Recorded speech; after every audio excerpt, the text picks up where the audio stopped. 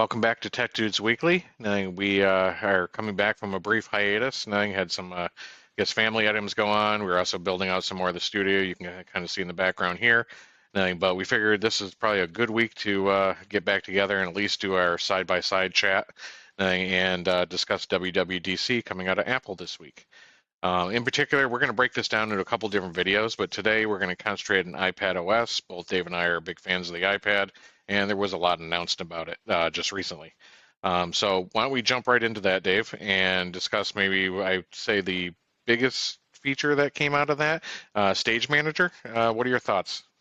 Yeah, I agree. I think because this also goes back to what we were talking about is what's the difference between iPad and iPad Pro, or the whole Pro moniker. But this gives it some of that Pro feeling. I mean, they introduced Stage Manager. It's a new way to multitask. I like some of the multitasking features that are here.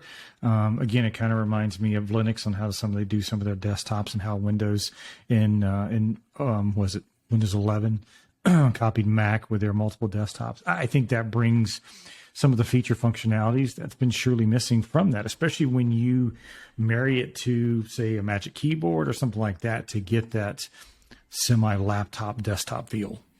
Yeah, I think you're exactly right. I mean, this is crossing that domain is, can the iPad be a laptop replacement? I think for certain workflows, maybe the answer is yes at this point. I didn't like the previous multitasking. It was okay. It did split screen side by side and did some weird 60-40 type of adjustments that I thought were odd at best. You could do a floating bar, for like Twitter. Yeah. But it sort of worked. You can kind of make them fly across the screen, swipe it off the screen. But to me, that wasn't true multitasking. That was a half-ditch effort of doing multitasking. To me, a windowing interface is where I'm considering multitasking, and that's sort of what Apple delivered. My understanding is you can do up to 8 separate windows. I don't know how viable that is on a 11 to a 12.9-inch screen, but they did also offer that other feature where you get to finally plug in an external monitor, and it's not letterboxed. I think that's pretty cool. It's not letterboxed. It's actually it's not mirrored anymore, so it's a viable second screen. So to that point, I was talking about the Magic Keyboard and then plugging into an external monitor wherever you go with the USB-C connection. It actually makes a workable solution that I won't say it's light, because once you tack that Magic Keyboard onto it, your laptop weight, and in some cases, compared to like an iPad Air, you may actually be over iPad Air, or excuse me, I forgot the name of the freaking laptop. MacBook Air. Yeah, MacBook Air. God almighty, I'm stupid today. Maybe some more coffee. Yeah. But it makes it actually a fully functional device. I think it's got a lot of legs to it. I look at it as, can you, when you're on the road, and we spend a lot of time, presenting in front of different customers. I absolutely, when I go to I moved to the Carolinas so I can go to the beach. I like to be in Hilton Head. I think it's one of my favorite spots. And can I bring a portable office with me? And the answer is yes. I could do that with a laptop, but it's a little ho-hum. And to be honest, I'm usually using my mobility apps. I'm playing with my iPhone, things like that. So the iPad's a nice home, especially for content management. And then because, I'm going to watch Netflix and all the other things I'm going to do on the couch on vacation. So with this, you could take an iPad, throw on the Magic Keyboard, and then you have access to all your productivity software, Office, Adobe, whatever it is that you use. For us, even some of our editing tools are available on iPad now. To call out Luma Fusion as being one of them. And I just bought a LG Gram external monitor. It plugs in via USB-C, and it's a nice mobile office for me. Well, that was actually something here, too, to tack onto that is the new display modes. So if you're using the iPad Pro as a standalone device or as a reference display using Sidecar on your Mac, the workflows where color is critical. So for creators like us, where I don't think we do a whole lot of color matching or color grading. But if you've got a 12.9-inch screen and you've got it out, say, on Sidecar from a MacBook Pro or a MacBook Air, you actually have a pretty spot on to what you have on that MacBook Air or MacBook Pro from a color grade and match perspective with some of the new display modes on it. So giving you that external display mode and giving you that color grade matching, I think is pretty neat. Yeah, and I like my mobile apps probably even more so than a lot of the traditional stuff I've installed to my Mac or Windows device. We live in a mobility world. I would say 80-90% of our day. So, I mean, this is a nice extension. To me, could it be a mobile solution? Yeah. Matter of fact, I think, I think we were chatting earlier. It's like, could I get away with a Mac Mini on my desk and then just take my iPad and maybe an external, portable monitor? Yeah, I think I probably could. So this is a big deal to me. I mean, granted, there's a lot of other things I think they included in this release, but this was a central theme between Stage Manager for the multitasking. We already talked about the external display, and the other underlying theme for, I guess, iPad OS and maybe even iOS, and we'll reach that in probably a subsequent video, is the idea of collaboration. I mean, they've done so many things to make it work, so you and I can talk, through messages. We can share documents. We can edit documents. There's a new app. I think if I look at their website here, what they call it, Freeform. That's their whiteboarding capability. That's going to be pretty slick. It's not coming till later this year, but that's going to be pretty neat. So there's a lot of stuff that's flowing into collaboration. Even mail, there's a lot of things with reminders, go back and read a certain mail message, things that you've come to really enjoy, I think, on the iOS side. They've extended that in iPad OS, and I think it really unified the platform for collaboration. Yeah, I'm wondering how, and maybe this is a shot across about Microsoft, I'm wondering how they're going to compare Freeform to, say, Teams from Microsoft's side of the house. I'm anxious to get my hands on this because for my day job, I think this could actually be really, really good, especially since everybody's working right there in tandem together. So I really want to see how that works. Especially if they integrated a lot to FaceTime and stuff like that. That's where I could see the extension becoming really interesting. Even for the tools that we use to record this side-by-side thing here, could we do that in a FaceTime environment as opposed to what we're using now? Then it'll bring up the whiteboarding capability.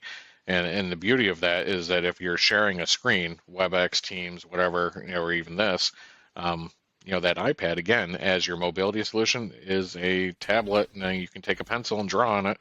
And so for all you engineers out there that like to draw a Visio or, half draw a square that doesn't quite look like a square, it's kind of a nice tool.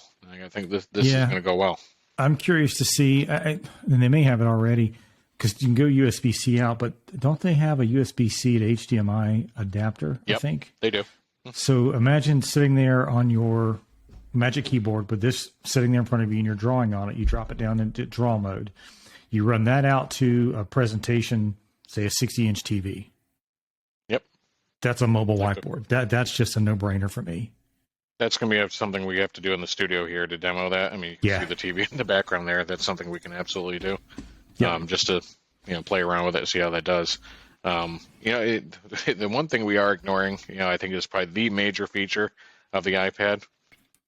I figure you want to go there. The weather app? Yep. Because we were all waiting for that one. We couldn't check the weather. We had our phone in our pocket and our iPad out. Holy Christ, we did not know what the weather was. Well, we didn't quite get there. I was hoping for an Instagram app too, but I'll take the weather. I mean, that's a thing. Well, the other one that they failed us on says we didn't get the Instagram app. We don't have the calculator.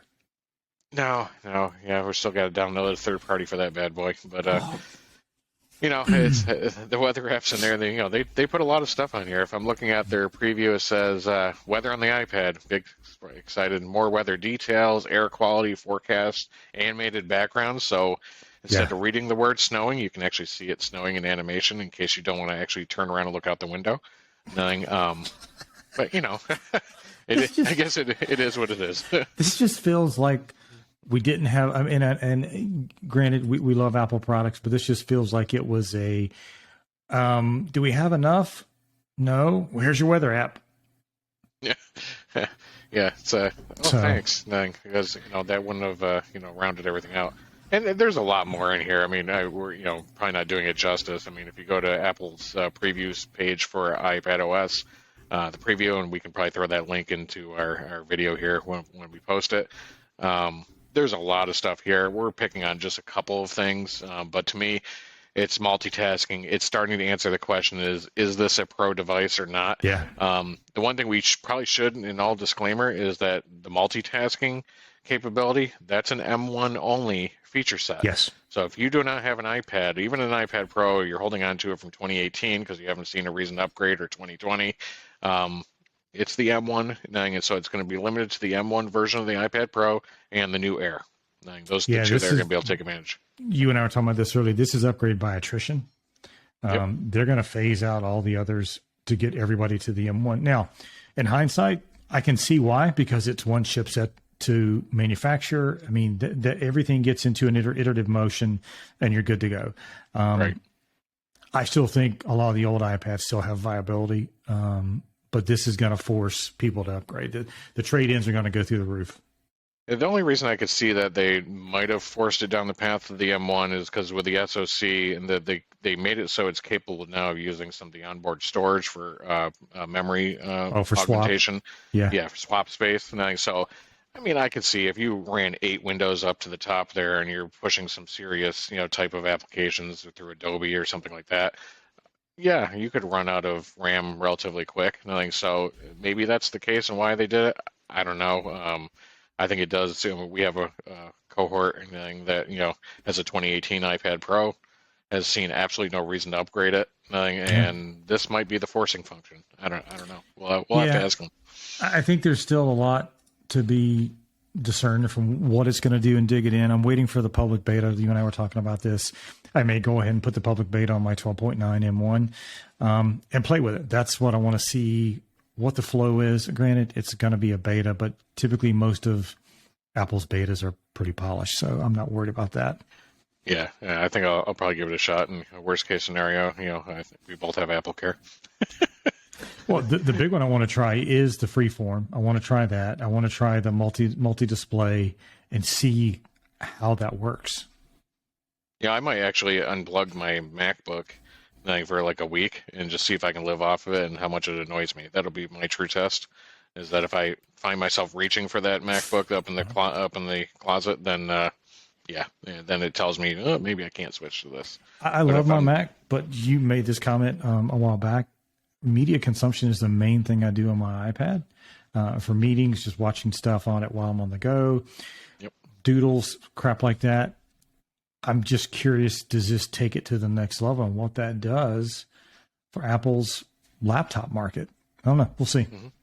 Yeah, it may even solve some of their entry-level business-related stuff, too. I mean, we work with a lot of sales folks that, could absolutely survive off of this. I mean, even as an engineer, I could probably survive off of this on the road. Ultimately, I'm going to want, to have my monitor and all that, but this answers a lot of questions about the pro side. So, anyway, I'm excited about it. Yeah, and it also alleviates the problem of having to buy a dock. All you do is provide a Magic Keyboard, the iPad, and a monitor. You're done. Yeah, and the nice thing about the Magic Keyboard, you remember that it has a USB-C port on the side. Granted, that's only for power, but if I can power everything from that with just a regular Anchor brick or one of Apple's, I tend to go with Anchor because it's cheaper. Nothing, but you can run the other USB-C port, from the iPad itself straight into the monitor, and the whole thing's powered straight through. So. Yep. But yeah, I'm excited by iPad OS, and hopefully some of our subscribers here, and hopefully we didn't lose a lot of folks taking a little hiatus, and but it'd be nice to see folks in the comments. What did you think about iPad OS 16? Are you going to play with the betas? I'd be curious what some of the guys that are following us, say about it. And we're going to follow up this video with, I think, look at iOS. We'll take a look at the new M2, the Mac Air. There's a lot of things that came out of WWDC, and I think we need to have a discussion, too, on what didn't come out of it that we were sort of expecting that let us down. Yeah, there's only one glaring one out there. But no, the other thing is the question I would ask everybody, leave a comment down below. Is this going to, I'll use the word force, you to buy an M1 iPad? And if you do, if you're going to get 11, you're going to get a 12.9. I mean, it's going to be upgrades by attrition. So I'm just curious, is iOS 16 enough to get you to go ahead and upgrade? Let us know down in the comments. Yeah, I bet you it forces the 12.9 even further, to be honest. Because if you're looking to replace a laptop, you're probably not going to an 11-inch, unless portability is your true function. But again, then the Magic Keyboard kind of feels a little bit hefty. Yep, agree. 100%. So cool. Good. Well, please subscribe, comment down below, and we'd love to hear from you. And then, anybody would love to join us for a conversation or two, let us know in the comments, and we'd be glad to reach out and include you in one of our discussions. Cool. Appreciate it, everybody. Have a great night.